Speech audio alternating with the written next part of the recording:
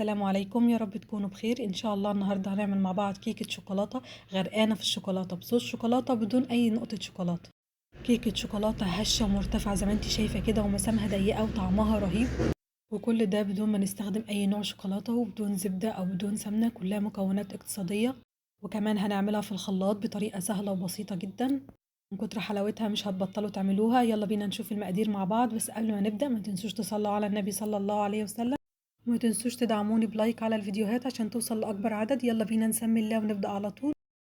أول حاجة هنبدأ بتجهيزها وهي المواد الجافة. معايا كوبايتين من الدقيق، طبعا أنا خلطهم قبل كده. هبدأ أزود عليهم 3 معالق كبار مليانين من الكاكاو الخام، وطبعا يفضل تستخدمي كاكاو نوع حلو عشان هيفرق جدا معاكي في الطعم. ولازم تنخلي المكونات اكتر من مره عشان هيفرق جدا معاكي في هشاشه الكيك، وطبعا بيفرق كمان في التكتلات الموجوده فيها. فطبعا كل ما تتخلصي من التكتلات يكون احسن. بعد كده زودت عليهم معلقه كبيره من النشا ونخلتها برده كويس معاهم. بعد كده زودت رشه بسيطه جدا من الملح عشان تبرز الطعم معانا، وكمان كيس من الكيك شيف كامل. هقلب المكونات الجافه كويس جدا مع بعض لحد ما يختلطوا كويس جدا، وبكده تكون المكونات الجافة جاهزة معانا. يلا بينا بقى نحضر الكيك على طول. أول حاجة معايا 3 بيضات بدرجة حرارة المطبخ، يعني لو كانوا في التلاجة تكوني مخرجاهم من قبلها بحوالي ساعة. حطيت عليهم كيسين من الفانيليا. هنا مستخدمة الخلاط، لكن لو انتي حابة تستخدمي المضرب اليدوي او حتى المضرب الكهربائي زي ما بتحبي ينفع بأي طريقة. بعد كده زودت عليهم كوباية وربع من السكر، وهنا السكر مظبوط جدا. لكن لو حابة الكيكة تكون مسكرة شوية ممكن تزوديها لكوباية ونص. وكمان زودت عليهم كوباية الا ربع من الزيت. ويفضل تستخدمي زيت نوعه كويس عشان هيفرق جدا معاكي في الطعم والريحة. بعد كده معايا كوباية من اللبن الدافي، زودت عليها معلقة صغيرة من الخل. أول ما بتحطي الخل على اللبن بتلاقي اللبن قطع معاكي وعمل تخيزات كده. الخطوة دي بديلة عن اللبن الرايب وبتدي طراوة حلوة جدا لكيكة الشوكولاتة معانا. هناخد بقى كل المكونات دي كلها مع بعض وهضربها في الخلاط حوالي 3 أو 4 دقايق. اضربهم كويس جدا لحد ما السكر يدوب معانا خالص، ما يكونش ليه أي أثر. بعد كده هفضي كل المكونات السايلة في طبق خارجي زي ما انتوا شايفين معايا كده. وهابدأ أضيف عليها المواد الجافة، وأنا باضيف المواد الجافة هنخلها مرة كمان. وزي ما قلت لك قبل كده كل ما تنخلي المواد الجافة أكتر من مرة كل ما بيديكي هشاشة حلوة جدا للكيك. يا ريت لو وصلتوا معايا لحد هنا ما تنسوش تدعموني بلايك على الفيديو عشان يوصل لأكبر عدد. بعد كده بقى باستخدام المضرب اليدوي هبدأ أقلب المكونات الجافة مع المكونات السائلة في اتجاه واحد لحد ما يختلطوا الاتنين مع بعض. عايزة اقول لكم ان الكاكاو عليه عامل مهم جدا في كيكة الشوكولاتة. قولوا لي انهي نوع كاكاو بتحبوه، جربتوه لقيتوه طعمه حلو؟ لان بجد اسعار الكاكاو بقت اسعارها غاليه قوي، فقولوا لي انهي نوع حلو كان سعره متوسط وكان طعمه كمان حلو. هنا بعد ما قلبت الكيك وصلت للقوام اللي انتوا شايفينه ده.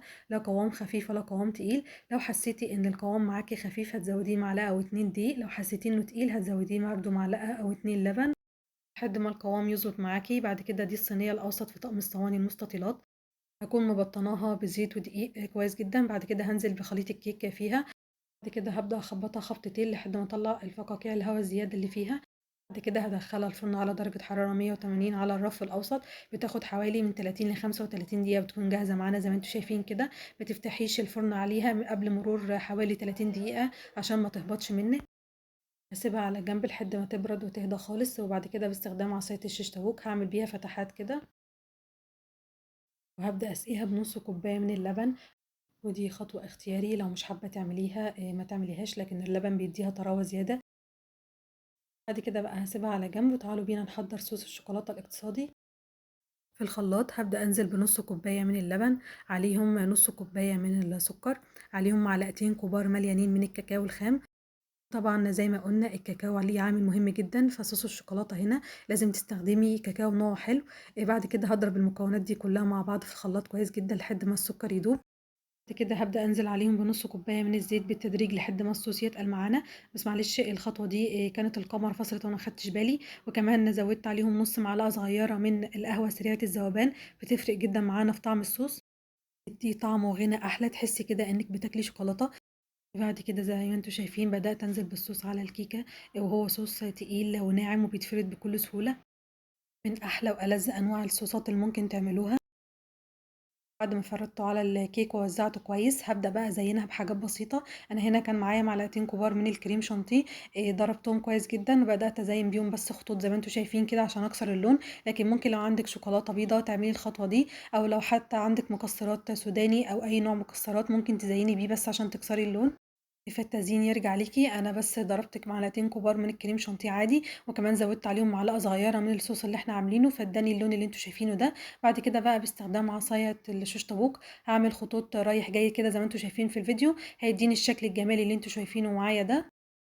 أحلى وألذ أنواع كيكات الشوكولاتة اللي ممكن تعملوها، كيكة هشة هشاشة مش طبيعية وطرية ومرتفعة زي ما أنتم شايفين كده معايا، وكمان ممكن تعمليها في صينية أكبر من كده لو أنتِ مش عاوزاها تكون مرتفعة أوي. بعد كده بقى هابدأ أقطّعها، قطّعيها زي ما تحبي على حسب القطعة اللي أنتِ عاوزاها، عاوزاها قطع زي الجاتوه ممكن تقطّعيها، عايزاها قطع مربعة، ده يرجع ليكِ في الآخر.